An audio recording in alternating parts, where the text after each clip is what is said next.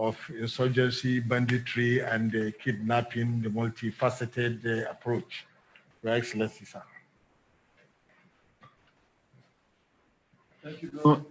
Thank you very much, Mr. Mahmoud.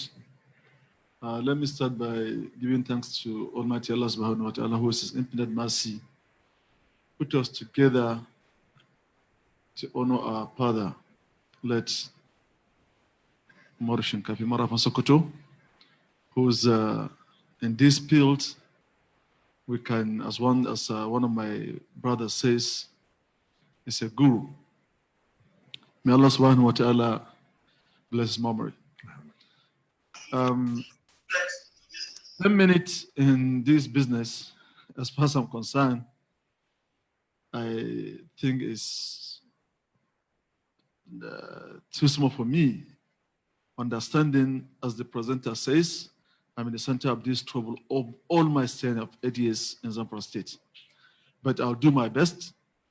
I have wanted to capture about 4 or 5 areas, which some of it has been mentioned by the past speakers, more especially Tambol, who met us at Midway. And he has been also in the center of the 5 northern governors who comes together, put synergy in place, and part of the North Central, including the Niger State. This issue has been long.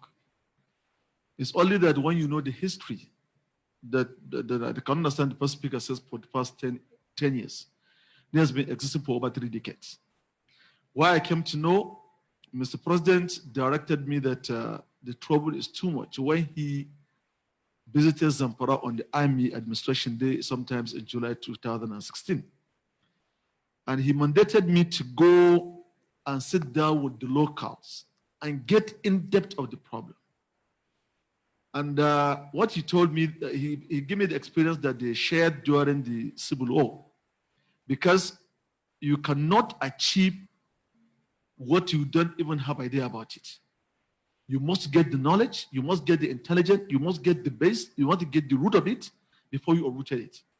So therefore, he advised me to get the community of Dan Sadao area where the problem started in 2011, August and September, which he said that I should sit alone with them, no one should be there, and I should be patient to listen to them.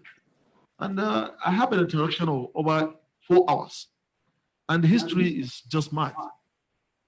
What they are quoting a long time ago from back in 1982, the problems of the Fulanis and the Hausas, the problem of Fulanis themselves, when the Fulanis resulted to become cattle rustlers, and how they emanated to become bandits, as migrating from rustling to banditry up to the level of kidnapping. Though in Zamfara State, kidnapping is not known until 2014. And the first episode happened in Bukum, where they have taken the emir of Bukum himself for ransom. So what we are just hearing, the kidnapping somewhere in Kaduna, around Nasarawa area and Niger. But in 2014, August, that is where we have started experiencing kidnapping in Zamfara State. And Dambazo was also there in 2015 when we were narrating the issues. And he contributed and said likely it was because of lack of cows available and the way to sell them to the market. So now they resort to go back to kidnapping human and ask for ransom. I think it's more, they get more value there. So when actually I came in and understand the problem, it looked like a problem of Fulani's houses when you look at it. Obama's and helmets, but it's beyond that. It's beyond that. One, it comes a kind of monetary issues get involved. So therefore, there's a value chain whereby you can't just expect it's the problem of my land and problem of my cows. Many people get the benefit of it. They get the value of what they are doing for doing nothing. Someone is in the chain of the supply of arms, someone in the chain of supply of food, someone in the chain of supply of narcotic and other related issues to bandit. So it became a kind of value chain for them as a business. So therefore, it became a very, very difficult things to manage as the local. In 2011, 2013, we don't have a single personnel as military. We are only using the SS intelligence and police. In 2014, when it was overwhelmed, when the attack took to Kaboro and killed about 280 people in one day. So that would draw the attention of the federal government, then brought army, I think they brought about 300 and something to face the challenge that we're facing. We have been, I as a head of the government, I have been putting it in writing to the president then, telling him the trouble we're in, because day in, day out, in a week, in a month, you get 2-3 attacks then, 4 attacks, but government didn't pay much attention. And the challenges of governors, as I said earlier when I was overwhelmed, there's a time that I made mention that I resigned from being chief security because I am become helpless. The trouble is within the area that I can even say if I'm the commander, I can tackle it, but you'll be sending the intelligence to the right people, but response has become sometimes a problem. One example, there is one attack who the locals give me the intelligence because I have the telephone number in each and every areas. So they call me, there's a problem in the camp of Bayanrua in Maradu local government that they said they plan to come and block the highway and they're going to work there tonight. So which I provide the intelligence to the army who are in charge. And from 11 p.m. exactly, they are at that highway. And unfortunately, they stopped a truck, came from Kano carrying goods, and one back to Kano from Sokoto. They killed about 16 and burned the 2 trucks, and some were injured. And they are in the operation from 11:30 p.m. up to 5 a.m. But no single response either from the police or from the army, which they are all known. So this kind of frustration, sometimes, as they call you, they address you, chief security officer of the state, in a situation whereby you cannot hire and pay any cost of, so it becomes a very, very problem. So this is the one area that I want to talk to the governors, that what they can do, I think, apart from putting the synergy, apart from the president commander-in-chief, hold the entire security matter light on him, that he should do more on this area, because the best what you can give as a leader is to protect the life and property.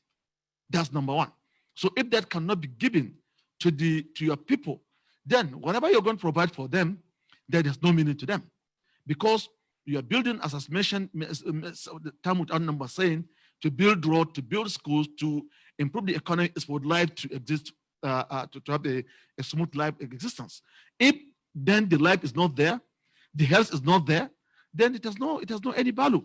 So therefore, this is the area that I want to, the governors wants to know their responsibility at the level, because I, as a governor who served for 8 years, I know the challenges and I know the problem and how handcuffed I was with this issue. And the locals there, they only know the governor. So if they're going to talk about the governor, they say during the so time, there's challenges of insecurity and the government, the administration has not done much.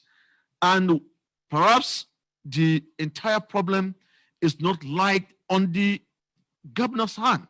It's on the center where the commander-in-chief, who has the constitution empowered him to hire and pay the security chiefs and hire everyone in the line of security.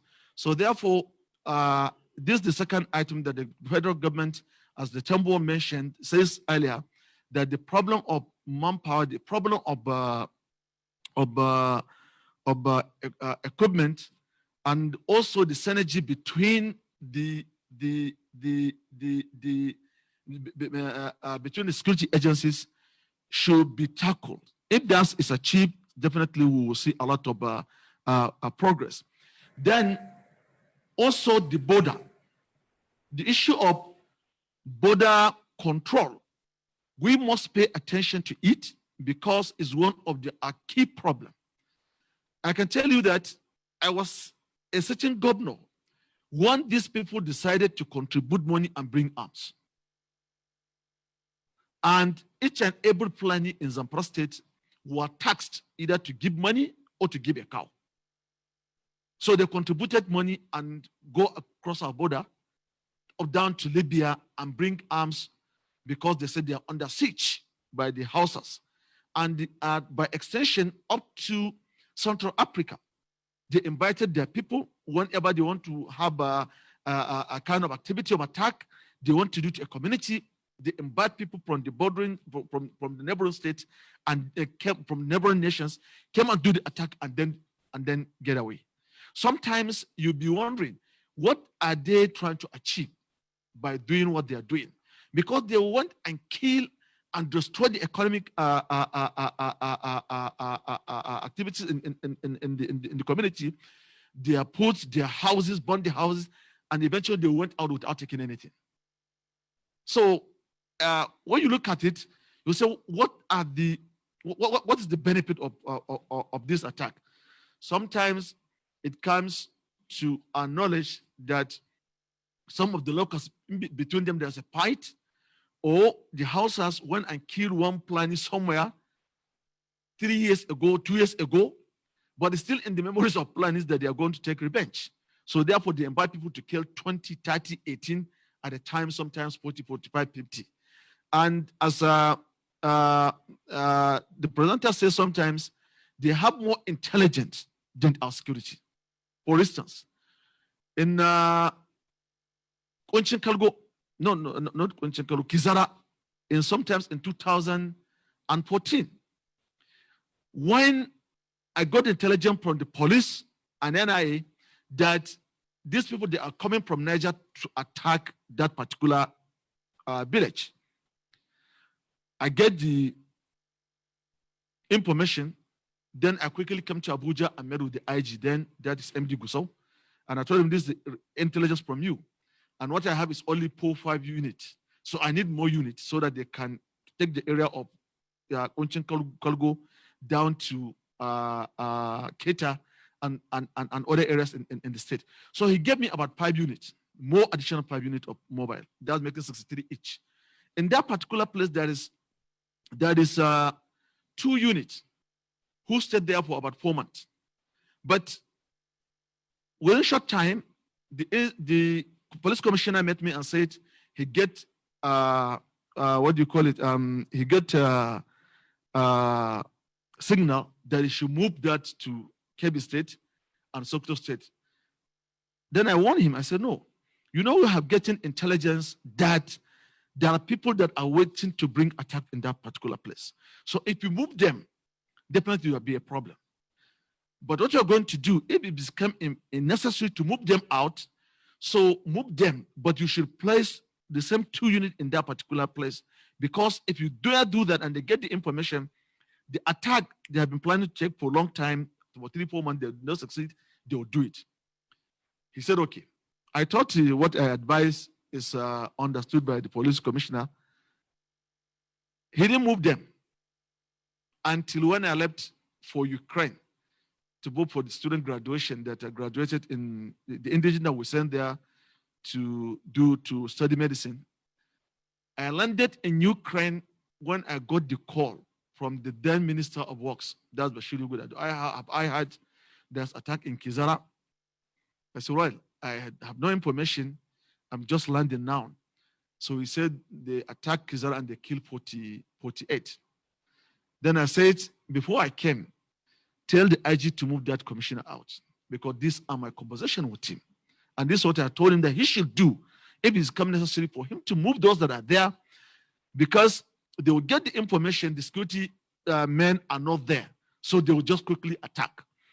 So it's one of the problem of governors because we don't have control down there for the security personnel.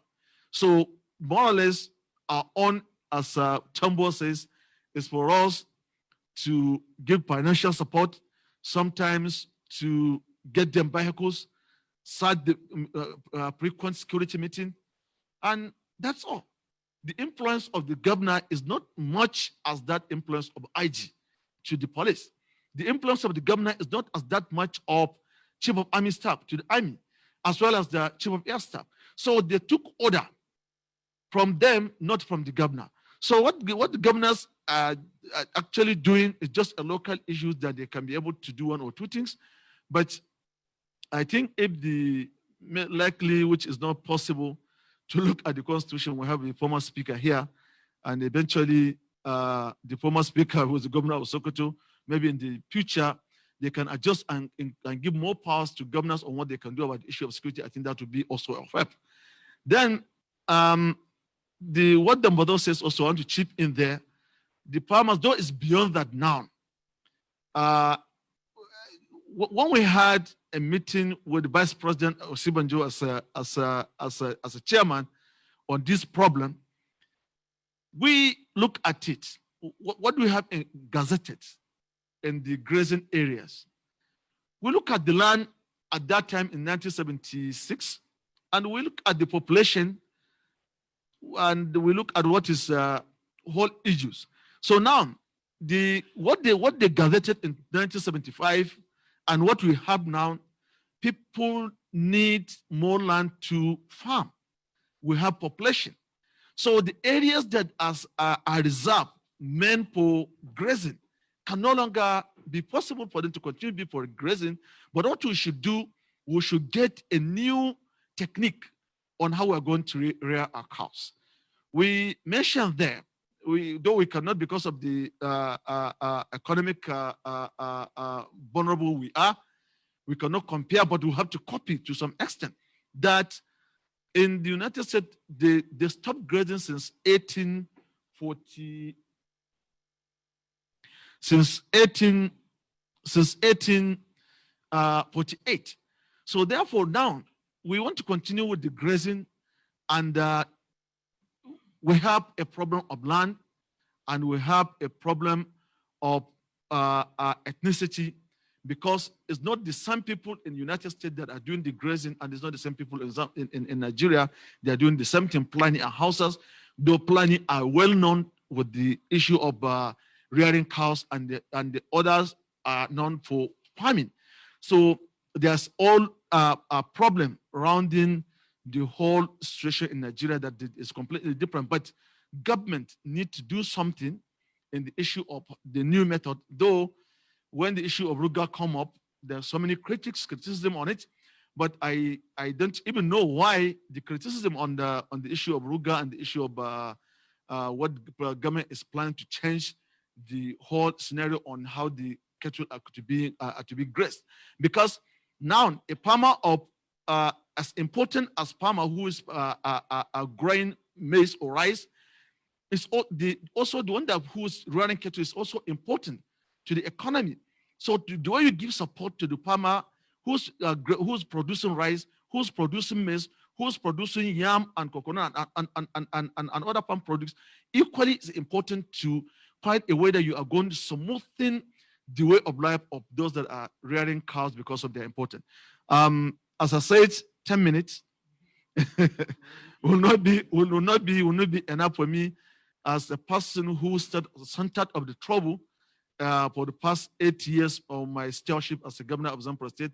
So many things I saw a lot of things, experienced a lot of things, but in the summary of what I have said on the issue of the intelligence, issue of cooperation between the governors and the center, and what the center should do of empowering, giving more personnel and also equipment. Because one experience is we have been complaining to President. I personally bought a light-skinned vehicle, which is not meant for that purpose of operation. So that's why our soldiers, our police are being attacked successfully by these bandits. They need not to go in the vehicle in the 21st century. A personnel is his half of leg is outside, half his body is inside. Haba. So I don't think we are ready for this trouble.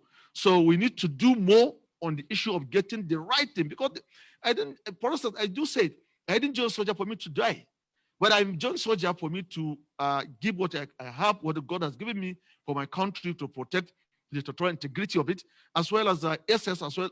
Nobody gets into the service for him to die.